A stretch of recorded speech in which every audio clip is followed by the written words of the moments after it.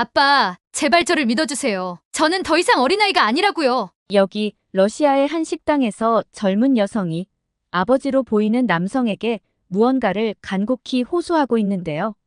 맞은편에 앉은 아버지는 크고 투박한 손을 부들부들 떨며 꼼짝도 하지 않고 딸을 노려보고 있네요. 과연 이 부녀에게는 어떤 사연이 있는 걸까요? 지금부터 들어보겠습니다. 안녕하세요. 저는 러시아에서 온 29살 알레나예요. 저와 아버지 사이에 있었던 일들을 본격적으로 이야기하기 전에 지금까지 아버지와 제가 어떤 사이였는지, 우리 아버지는 어떤 분인지 이런 이야기들을 우선 설명한 뒤에 사연을 시작하는 게 좋겠어요. 어쩌면 조금은 긴 이야기가 될 수도 있을 것 같아요. 그치만 제가 좋아하는 한국의 많은 분들이 꼭 들어주셨으면 좋겠네요. 어디서부터 어떻게 이야기를 시작하면 좋을까요? 돌이켜보면 모든 게 다 하룻밤 꿈처럼 느껴지거든요. 지금 노트북으로 사연을 적는 이 순간에도 제가 겪었던 일이라는 게 믿어지지가 않을 정도로요. 저는 러시아에서 대대로 군인 집안의 딸이에요. 딸이 귀한 집안에서 유일한 딸로 태어나 아버지의 사랑을 독차지했죠. 아버지는 제가 태어나고 더 바랄 게 없을 정도로 세상의 모든 행복을 품에 안았다고 확신하셨대요. 그만큼 아버지는 저를 사랑하셨어요. 세상의 아름답고 예쁜 모든 것들을 다 저에게 주고 싶어 하셨죠. 한국에서는 이걸 딸바보라고 부른다던데. 우리 아빠가 그 말에 딱 어울리는 그런 사람이었어요. 제가 살짝 넘어져서 작은 상처가 생겨도 제가 잠든 사이에 연고를 발라주며 속상해하곤 하셨으니까요. 그런데 아마 저희 아빠를 아시는 분들이 들으면 아주 깜짝 놀라실걸요. 저희 아버지는 보통의 평범한 직장인이 아니셨거든요. 무려 사성장군 군인이셨어요. 은퇴하기 전까지 아버지에게는 저 다음으로 군대와 나라가 아버지의 전부와도 같았죠. 저의 어린 시절에 대한 기억을 더듬어 보면 저는 저의 이름보다 제 아버지의 딸로 불리는 게 익숙했어요. 그 정도로 아버지는 러시아에서 저명한 유명 인사였죠. 30년이 넘는 기간 동안 복무하시면서 훈장을 받으실 정도로 진정한 군인으로 인정받는 분이셨어요. 저희 고국인 러시아에서 저 정도 군인이라는 건 어떤 걸 의미하는 건지 명확하게 이야기해드리기도 힘들 정도네요. 러시아는 군사적으로 특별한 나라잖아요. 러시아에서 군대는 다양한 측면에서 여러 의미를 지니고 있어요. 그래서 우리나라에서는 대부분의 남자는 만 18세가 되면 의무적으로 군대에 입대를 해야 해요. 한국이랑 어느 정도는 비슷한 면을 가지고 있죠. 아무튼 우리나라에서 군대는 단순히 국방 기능을 넘어서 사회적, 경제적, 문화적으로도 깊은 의미를 가지고 있기도 하고 러시아의 상징성으로 불릴 수도 있는 부분이에요. 거기서 가장 중요한 위치를 차지하고 있는 게 다름 아닌 우리 아빠였으니 얼마나 대단한 건지 감이 오실까요? 이런 군대에서 아버지는 엄격하고 진지하셨지만 저와 함께 집에 있을 때는 완전히 저만의 아버지로 변신하셨어요. 가장 먼저 바뀌는 건 목소리 톤이었는데 엄격하던 그 목소리 톤은 갑자기 부드러워지고 저만 보면 귀여운 미소를 짓곤 했습니다. 모두가 아버지를 존경하고 사랑했어요. 아버지는 리더십이 굉장해서 모두 다 아버지의 의견과 카리스마에 압도당했죠. 솔직히 그래서 저도 아버지에게 제 의견을 잘 이야기하지 못하는 게 당연해져 갔어요. 아버지께 많은 사랑을 받긴 했지만 워낙 카리스마 넘치는 아버지는 무섭기도 한 존재가 되었거든요. 게다가 아버지는 제가 커가면서 저의 학교 생활에 대해 모든 것을 알고 싶어 할 정도로 과잉 보호를 하셨어요. 제가 친구들과 장난을 좀 치다가 미끄러져 무릎을 조금이라도 다치면 무슨 복합 골절인 것처럼 지레 겁을 먹고 환자처럼 저를 대하셨죠. 처음엔 그게 고맙기도 했지만 사춘기가 지나면서 부담스럽게 느껴졌어요. 게다가 아버지는 집안에서도 약간 군대 같은 스타일을 고수하셨어요. 옷차림부터 하루 일정, 정리정돈까지 모든 것이 질서, 정확성, 규율을 철저하게 지켜야 했죠. 그건 결국 저의 생활 습관에 좋은 영향을 주었다고 생각이 들기는 해요. 하지만 그때는 그게 얼마나 힘들던지 가장 편하고 안락하게 느껴야 할 집이 답답하게 느껴지기도 했어요. 제가 10대가 되자 아버지는 이제부터는 더 정신력을 바르게 단련해야 한다면서 체력 훈련을 시작하셨어요. 아버지의 말씀처럼 체력적인 부분도 채우고 싶었지만 쉽지 않았죠. 그 이유는 제가 사는 모스크바의 혹독한 날씨 때문이었는데요. 겨울에는 해가 거의 오전 9시가 되어야 뜨고 오후 4시면 지기 시작하거든요. 그래서 제가 밖에서 편하게 운동을 할 수 있는 시간은 거의 없었어요. 늘 운동복을 여러 겹 겹쳐 입었고 장갑, 목도리, 두꺼운 양말을 챙겨야 했어요. 때로는 매서운 날씨에 방에서 쉬고 싶은 날도 있었지만 아버지는 그런 저를 못마땅해 하셨죠. 여자도 스스로를 지켜야 하는 게 당연하다면서 안전을 위해 필요한 과정이라고 하셨어요. 저 혼자 딸이기 때문에 오빠들보다 더 혹독하게 가르치신 것 같아요.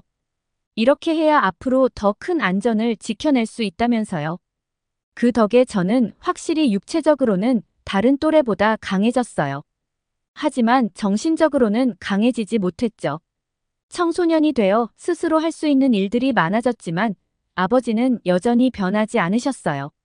아버지의 눈에는 여전히 저는 10살 꼬마인 것 같았죠.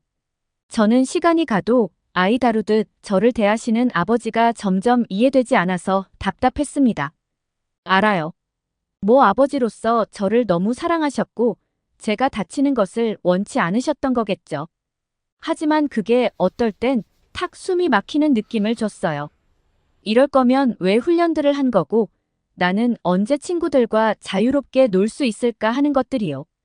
그래서 집에서 좀 떨어진 곳으로 대학교를 진학하기로 결정했습니다.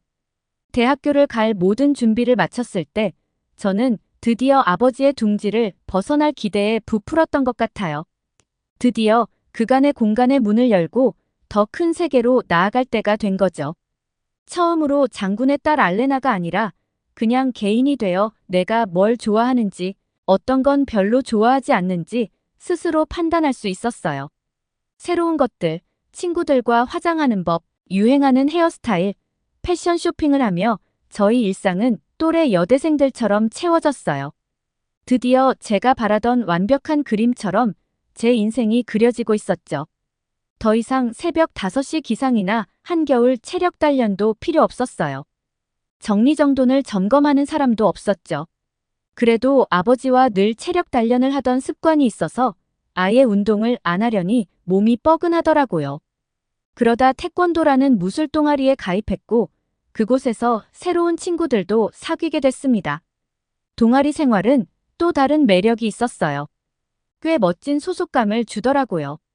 그동안 가족 말고는 소속감이나 유대감을 쌓지 못했던 저에게 바로 이런 게 꼭 필요했었다는 사실에 정말 행복했던 것 같아요. 아버지도 무술을 배우는 동아리라고 하니 반대를 하지 않으셨고요. 그렇다 보니 주말이나 방학이 되어도 본가에 자주 안 가게 되더라고요. 제가 본가를 자꾸 안 가려는 핑계를 만드는 이유가 사실 따로 있긴 했어요. 아빠한테는 절대 말할 수 없는 비밀스러운 꿈이 있었거든요. 그건 바로 한국으로의 워킹 홀리데이였어요. 동아리에서 친해진 친구를 통해 알게 된 한국은 단숨에 저를 사로잡아버렸거든요. 특히 K-팝 음악이 너무 좋아서 한국어를 공부하기 시작해야겠다 마음먹게 됐죠. 제 마음속의 한국은 저의 답답하기만 하고 정적이었던 생활과는 전혀 다르게 신비롭고 마법과도 같은 신기루처럼 느껴졌어요.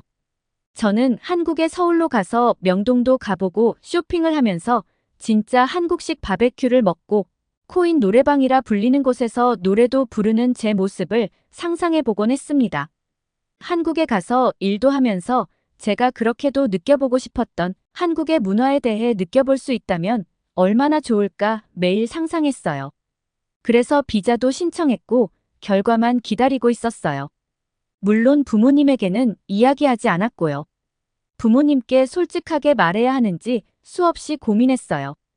그런데 그건 불가능한 일이라는 걸 저번에 본가에 갔을 때 완벽하게 알아챘죠. 아버지를 떠보려고 제 동아리에 대한 이야기를 하다가 한국에 대한 생각을 여쭤봤어요.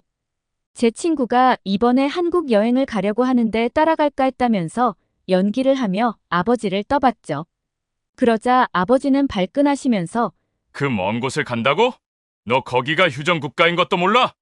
그런 위험한 곳을 함부로 가겠다니 절대 안 된다. 정 여행이 필요한 거면 미국이나 유럽 여행이나 다녀와. 한 번 더 한국 이야기 꺼내기만 해봐. 그땐 정말 이야기만으로 안 끝날 테니까. 아버지가 그렇게 저에게 크게 화를 낸 적이 처음이었습니다. 저는 그 자리에서 일어날 수가 없었어요. 아버지가 저에게 그 정도의 표정을 보인 게 난생 처음이라 볼까지 붉어질 정도로 무서웠거든요. 그래서 저는 이야기하지 못했던 거예요. 이왕 주사위는 던져졌고 후회해도 이젠 늦었어요. 허락을 받느니 나중에 용서를 구하는 편이 더 쉬울 거라고 판단했어요. 왜 그렇게 무리해서 한국을 가려고 했냐고요? 대학에 입학하고 나서 보낸 시간들이 저의 성장과 자아 발견에 새로운 부분이 열린 것 같았어요. 저는 제가 자라온 보호의 벽 너머의 삶이 이렇게 생겼다는 걸 드디어 알았거든요. 그래서 저는 아버지의 딸이 아니라 그냥 제 스스로 사는 삶을 살아봐야겠다는 판단이 확실해져서 엄마를 찾아갔어요. 엄마에게 제 진심을 이야기했습니다. 그리고 이제 바로 곧 떠날 거라고 말하면서요. 저는 긴 편지를 아버지에게 전해달라며 저의 긴 고민과 마음이 적힌 편지를 엄마에게 건넸습니다. 엄마는 눈물을 흘리시면서도 제가 아버지에게 들켜 혼나고 결국 가지 못하게 될까봐 걱정하셨습니다. 그래서 엄마와 둘이 비밀 작전을 짜게 됐어요.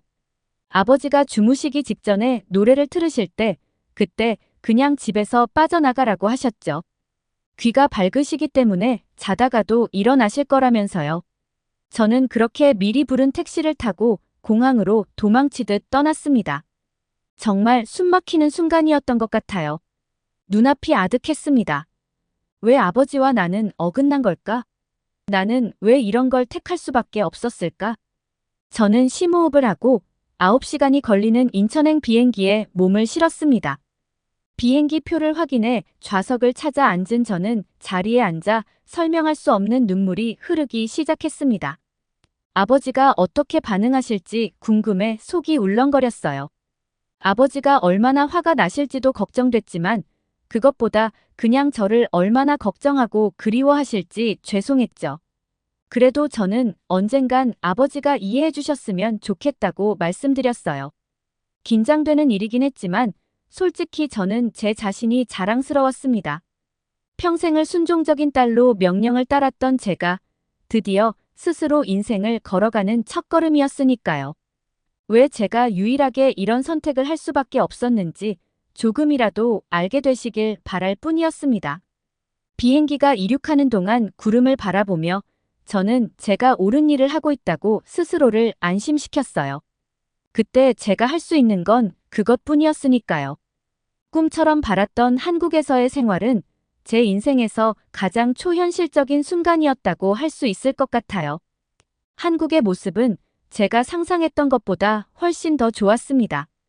회사 근처로 잡은 숙소도 깔끔했고 집주인분도 친절하고 따뜻하게 저를 맞이해 주셨어요. 정말 혼자서 한국에 왔다는 사실이 믿기지 않았어요. 오랜 꿈과 기다림 끝에 도착한 저는 모든 순간을 만끽했어요. 모든 걱정들을 잊고 싶어 더 열심히 즐기고 일했습니다. 저의 사수였던 동료는 저와 같은 러시아 사람인 말이었는데 그녀는 월차까지 내서 저를 서울 구경까지 시켜주고 한국에 빠르게 적응할 수 있게 도움을 줬죠. 우리는 금세 친해졌고 시장과 카페, 쇼핑몰, 관광지를 다니며 알찬 시간들을 보냈어요. 밤에는 홍대 밤길과 노래방을 돌아다녔고 그렇게 꿈꾸던 코인 노래방도 클럽도 구경해 볼 수 있었어요. 원래라면 절대 할 수 없었던 젊은이의 일상을 누린 거죠. 한국에서의 경험은 제가 평평한 화면으로 봤던 것에 비할 수 없을 정도로 실제로 훨씬 더 즐거웠어요. 금요일과 주말을 기대하게 했죠. 고국에서는 주말을 기다려본 적이 별로 없거든요. 그리고 마리가 했던 말 중에 가장 공감한 말은 한국에 대한 인상은 모든 곳이 말도 안 될 정도로 깨끗하고 완벽히 안전하다는 거였어요. 정말 어디든 안전을 위해 CCTV로 촬영이 되고 있었고, 사람들은 서로가 서로의 CCTV가 되어준 것처럼 모두의 안전을 지키고 있었죠. 저는 이런 한국의 면들을 보니까 더 떳떳해졌어요. 아버지에게 보여드리고 싶었죠. 아버지가 걱정하는 곳이 아니었다는 걸요. 솔직히 말씀드리자면 처음 몇 주는 정말 행복했습니다. 그런데 갈수록 수많은 감정이 들었어요. 문득 외로워지더라고요. 한국에서 지낸 지 6개월 정도 됐을 무렵, 그동안 집에는 전화를 걸지 않기로 독하게 마음을 먹었는데, 결국 엄마에게 전화를 걸고 말았습니다. 그동안 제가 떠난 후 어머니에게 들은 아버지의 반응은 역시나 제 상상 그대로였습니다. 아니, 그 이상이라고 했어야 할까요? 충격을 받아 아버지는 더 엄격하고 무서워지셨고, 저를 볼 생각도 없고, 제 이름도 꺼내지 말라고 하셨다고 하시더군요. 이제부터 내 딸이 아니라면서요. 그 이후에도 몇 번이고 아버지와 연락을 하기 위해 시도했지만 제 연락을 거절하셨고, 저와 연락을 하길 원치 않으셨어요. 저는 아버지에게 음성 메시지를 남겼습니다. 진심으로 죄송하다는 목소리와 함께 보고 싶다는 말을 남겼죠. 그리고 저는 우리가 지구 반바퀴나 떨어져 있으니 내가 살고 있는 지금을 직접 보시고 판단해달라는 말을 했어요. 그 말을 하기까지 저에게도 정말 큰 용기가 필요했습니다. 더 이상 피할 수 없었어요. 마주하고 싶었죠. 아버지의 반응이 궁금했어요. 제 녹음을 들으신 아버지는 바로 비행기 표를 끊으셨다고 하시더군요.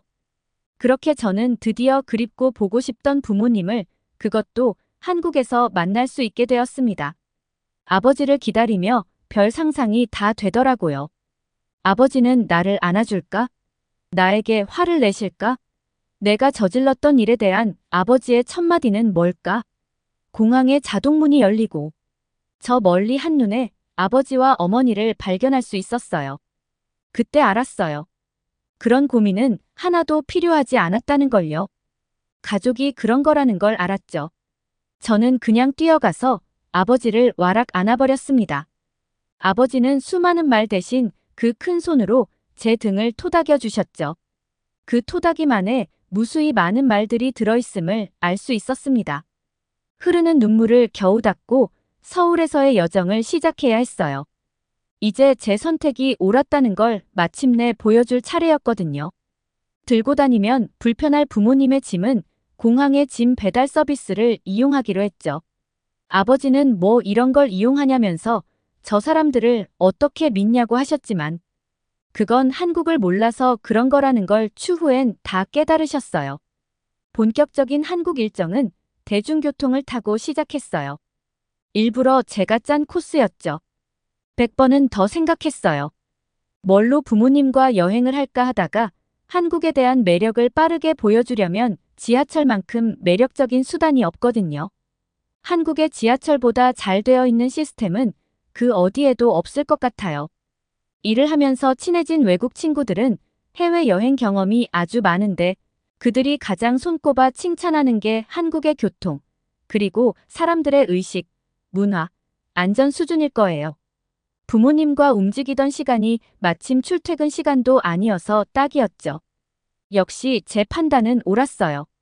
부모님은 한국 지하철을 타보시더니 정말 말도 안 된다는 소리를 몇 번이나 하셨는지 모르겠어요. 지하철을 타고 가고 있는데 군복을 입은 남자들이 우르르 들어왔습니다. 아버지는 갑자기 매서운 군인의 눈매로 딱 변하시더라고요. 넌 이런 휴전국에서 산다는 게 불안하지도 않니? 불안하고 무섭지도 않아. 저는 그게 아니라며 한국의 예비군에 대해 이야기 드렸죠.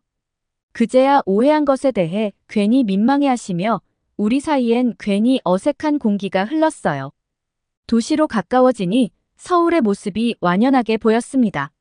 처음에 서울을 보시더니 휴전국 치고는 솔직히 놀라운 발전이라고 하시며 처음에는 어디 한번 보여줘봐라 하는 식의 팔짱을 낀 채 경계를 하는 듯 했던 아버지의 태도가 점차 열려가는 게 보였습니다. 우리는 지하철, 버스, 택시, 다양한 대중교통을 이용하며 서울 곳곳을 누볐고 시장부터 백화점까지 저는 다양한 문화를 체험해 볼 수 있게 노력했어요.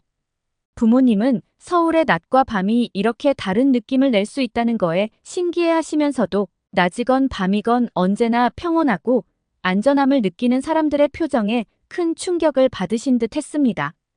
저의 숙소로 오는 길, 숙소부터 회사로 가는 길까지 어딜 가도 완벽하게 설치된 CCTV와 24시간 활발하게 오가는 차량들을 보시면서 아버지는 깊은 생각에 빠져 보이셨죠. 부모님의 일주일간의 한국 방문이 끝나갈 무렵 어머니에게 한국식 피부 마사지를 끊어준 후 오랜만에 아버지와 둘만의 데이트 시간을 갖게 되었습니다. 참 어색하기도 했어요. 마주보고 시간을 보내고 있는 게 얼마만인지 기억이 잘 안 나더라고요. 어색한 기운을 어떻게 해야 할지 몰라 망설이고 있을 때 아버지가 먼저 운을 떼며 갑자기 눈물을 흘리셨습니다. 저는 당황할 수밖에 없었죠. 아버지는 저에게 다짜고짜 사과부터 하셨어요. 너는 나의 소유물이 아니었는데 미안하구나. 아빠는 단지 네가 좀 더 안전하고 편안한 인생을 살길 바래서였어. 하지만 내가 얼마나 무지했는지 이제야 알았단다. 너의 연락을 얼마나 기다렸는지 모를 거다. 나의 고집 때문에 먼저 연락 한 통 하지 못한 애비를 용서해 주겠니? 진심이 가득 담긴 아버지의 생각지도 못한 사과는 저를 상당히 놀라게 했어요. 아버지는 전쟁을 직접 겪어봤기 때문에 분단 국가라는 것만으로 어떤 걸 의미하는지, 왜 무작정 반대부터 했는지 진심을 다해 본인의 마음을 이야기해 주셨습니다. 그러나 한국에 와서 사람들의 밝게 웃는 표정과 더불어 완벽한 인프라와 그 안에서 느낀 편리함에 왜 그렇게 한국에 오고 싶어 했는지 알 것 같았다고 하셨어요.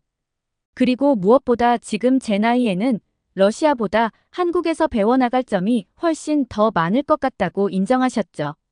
그리고 정말 내 딸이 언제 이렇게 다 큰 거냐며 스스로의 길을 옳게 잘 찾아가는 저에 대해 깊은 칭찬까지 해주셨습니다. 솔직히 그렇게까지 감동적인 순간은 상상해 본 적도 없어요.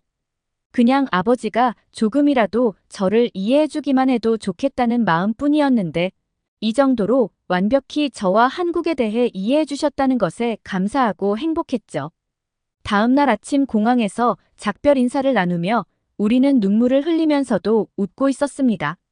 아버지가 제가 소중히 여기는 이 문화에 대해 이렇게까지 지지하고 관심을 가져주실 줄은 꿈에도 상상하지 못했어요. 그 이후 저는 아버지와 한층 더 가까워진 사이가 됐어요. 그 후로 우리는 더 자주 대화를 나눠요. 특히 아버지는 한국 드라마에 완전히 빠지셔서 매일 저한테 그거 본 적 있느냐고, 거긴 가본 적 있냐며 오히려 저에게 한국에 대해 물어보곤 하시죠. 가장 크게 바뀐 건 아버지가 제 삶에 비판이나 의문을 제기하지 않고 우선 해보라고 응원을 해주신다는 거예요.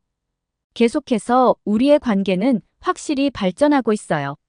여전히 부딪히는 것도 있긴 하지만 아버지가 저보다 더 노력해 주시고 있다는 건 분명히 알고 있죠. 저는 그래서 저희 한국에서의 제 진짜 일상들을 아버지에게 SNS에 담아 공유하며 소통하고 있어요. 아버지의 든든한 지지와 저의 자유로움까지 합쳐지니 그 관계가 측정할 수 없을 정도로 단단해졌어요. 앞으로 제가 나아가는 곳엔 무조건 아버지의 사랑과 믿음이 있을 거예요. 누군가 한 명이 사랑해준다는 걸 확신하니까 근거 없는 용기가 생겨나는 기분 아시나요? 여러분도 꼭 누군가에게 그런 사람이 되어주거나 그런 기분을 깨달으시기를 바랄게요. 엄격하기만 했던 아버지와 알레나 씨는 한국에서의 새로운 경험과 허심탄회한 대화를 통해 따뜻한 부녀 사이를 회복하셨다고 하는데요. 진정한 가족의 의미를 일깨우는 시간이 되신 것 같아 기쁘네요. 끝까지 시청해주셔서 감사합니다. 다른 따뜻한 사연들도 있으니 구독과 좋아요 부탁드릴게요. 그럼 다음 영상에서 또 뵙겠습니다.